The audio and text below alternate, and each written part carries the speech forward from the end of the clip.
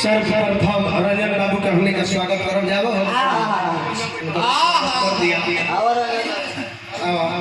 हंसत रह तू विष्णु लुकाई काय बरत तू काहे से छोके भागे कर सामने बैठा तू ई माला ना हो पुष्प के हार हो हां एकरा के आशीर्वाद समझी हो हां आ चुनौती के चुनौती समझी हो हां एकदम रिस्क लेके दूगो लगावा एकदम व्यवस्था बड़ी आ देखा दो कि कितना तहरा में दम बा हां माला डाल के स्वागत के बाद सागर से ताली बजा के कहले करके मान सम्मान हो जाए हो बन रहा जियत रह अल्लाह आशीर्वाद दे हमें मांग लगा दे दूध दही पियत रहो लस्सी ब्यास के पियावत रह रह की पैसा का हो रहा एंटी वाला ब्यास कहलो हमरो ओर से आशीर्वाद अबे ले ला और ज्योति ने तेरी पैसा ले ला हरिहरी खा घर का घर माला हम मिजाज में आवत हो आए खाली माई के प्रणाम कर लो अभी गुरुजी हम चाहे कि सिकंदर भैया से उधर तरी खारा हो जाए सौभाग्य गुरुजी के गुरुजी आज हमनी के प्रोग्राम में पधरले बानी बहुत सौभाग्य के बात बा सही बात है ताली बजा करो सब को मान सम्मान करो जय हो राजू पैसा बोल दे भैया पैसा का हो रहा है यही जब बोले बड़ा हाथ में वाह वाह पैसा रह की पैसा का हो अब आज यूपी बिहार के टकराव बा हां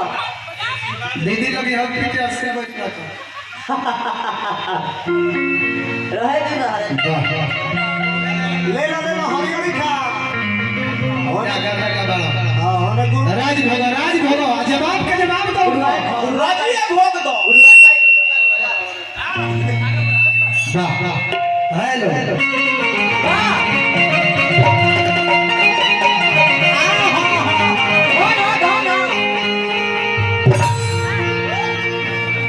पहले एगो सर के भाव लगा कैसे अरे आया है सो जाएगा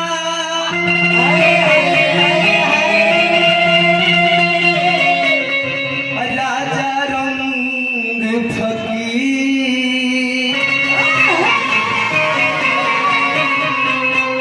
ये सिंहासन चढ़ चलो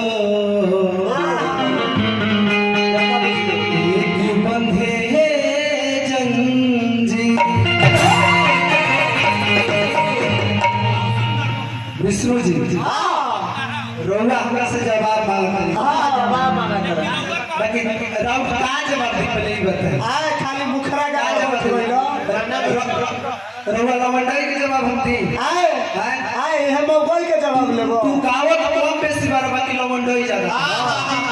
तहरा गुरुजी खार करे नहीं कि दो चार गो बढ़िया भजन सुनाई चला हां बढ़िया गायकी करी तो तोहर लवंडाई देखे खातिर खड़ा करे बनी तारा तो खाली छेछरई भरल बा खाली छेछरई मुंह पर मारत है ई सब का हो ई सब पुरान हो गए काई गाना खेल देखावत है सब सही बात बा हम रउआ के रावा में बोलत है तू रंजनवा रे का रे ई सब का ई सब इहे कलाकारी हो तू परदुमन परदेसी एंड रोशन राज के गुरुजी भी कहत है गुरुजी के काला देखावत है ठीक बा हां कातना आदमी के तू गुरुजी मानत रही पहले बार कातना तो हर गुरुजी आए चलो गाना से स्वागत एगो दू गो गुरुजी रहले तो ठीक बा हां और तू 50 गो गुरुजी मानत चलत रहे मर दे का बोलत चलत रहे ना भगलो एक दा टेल दम की बोलिए जा भगलो गिरबो गायकी दिखावत तार गायकी सुने खातिर खात रहने लोग हां तार गायकी सुने लवंडाई कर बहुत है कि लवंडाई करे खातिर तार ऐसे बड़े लवंडाई नहीं बोला देता लबार बौरा कहीं का सब का करत रहे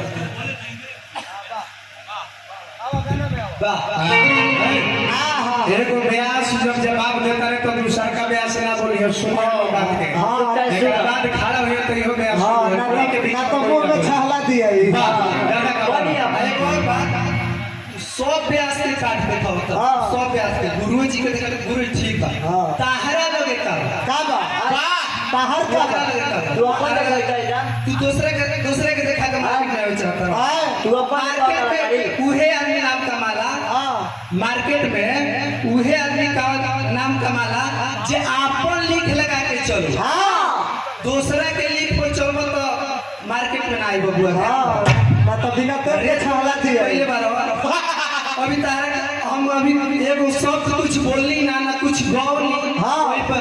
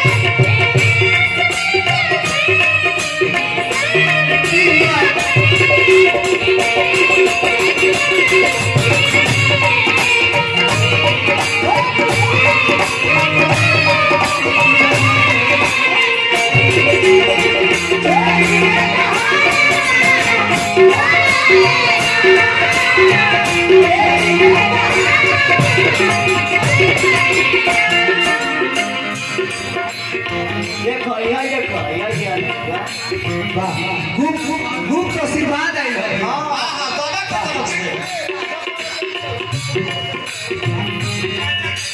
चाचा जी के तरफ से बहुत बहुत आशीर्वाद आई है। तू बताओ तारा कौ रुपया आएगा। हाँ ये बताओ पहले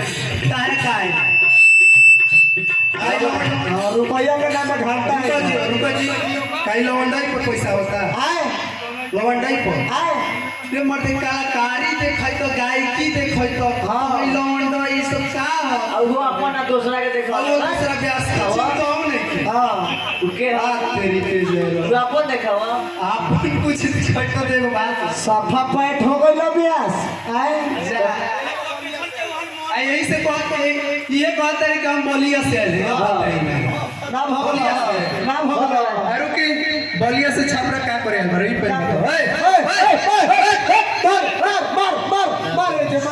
मारो ना मारते रह जाए। अब बुझाइबो ना करी आई तो प्रेशर जो मन कइलो ना तुम और नाम लेता रहो और उनकर नाच नचता रहा और पर नाच नचता रहो ये बताओ अगर तो वो आ गई है अभी तब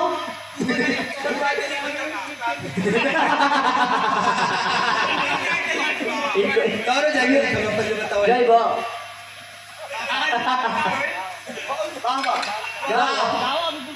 ना देखो लवंडोई कम बुआ गायकी देखाओ तू बोलिया से आकर सीखे खातिर गुरुजी छपरा में न सीखे खातिर तनी गंभीर बन के रह तार माई बाबू कहला बैठे ले लवंडोई करेला छपरा आई हां वो दूसरा के अपना बलिया से तू आए बार का महाराज यहाँ के बलिया घर बा बलिया जिला घर पर हाँ तो बलिया से जब इनकर माई बाबूजी जब यहाँ पे ठहले बानी हाँ। कि लड़का जाए तो कुछ कलाकारी गायकी सीखी हाँ। लवंडोई सीखे हे मौगो सिखाइल बरो ना भगलो सुगर जा बुआ सुगर जा भी हमरा के चिन्ह हां मारब ना मारते रह जाए ऐसे मारो कि तोरो मजा आई हमरो मजा आई घाव तारा न बुझे हां खून गिरी लेकिन लाल ना उजर भीतर भीतर बेटी बुआ ध्यान दो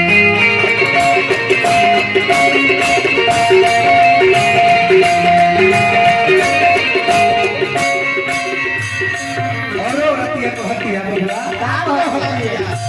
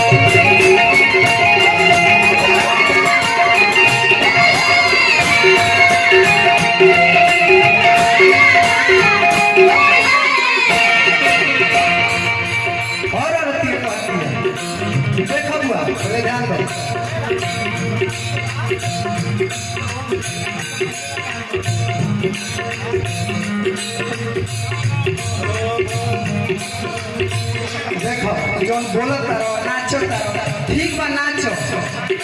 नाचो वो तने भर नाचो कि चल बन जाए यही से कहले बा लोग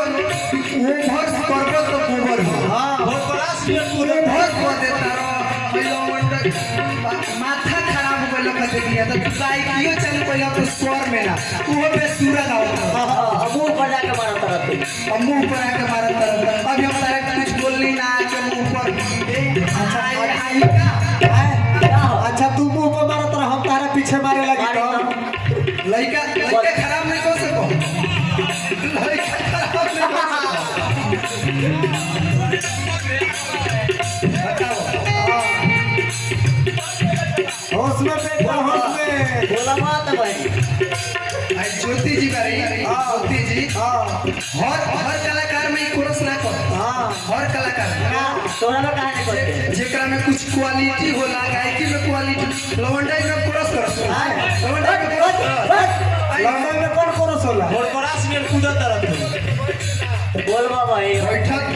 तू गावत रहो तू कुछ बोलत रहो हम कुछ बोले नहीं हो यार तो तू बाडा लेके हाल हो का कर खींच लो ना 2-4 हाथ खींच लो एक के तावर में छूल से खंड फेंक दो बच्चा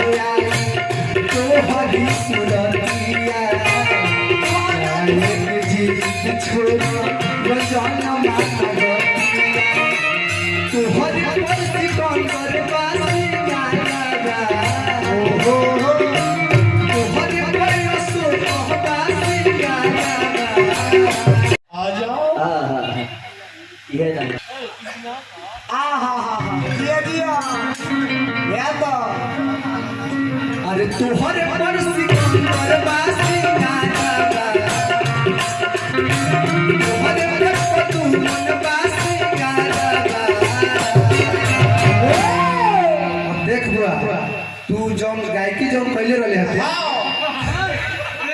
इज्जत करती रोवर में हम बोलती तू काहे? ताकि ते उठ के खिनवा दे हाँ। रे तो कार है हो का काहे नहीं यही से बोले? तोरा के बोले के पहले काहे तू कहला तू हमरा से बड़ बा और होई हाँ। एक बियाह भी हो गइल बा दूगो लइका भी भाई हाँ, एगो मेहरारू छोड़ के भाग गइल बा। हां पहले ही उठ के रोज सब देखनी नु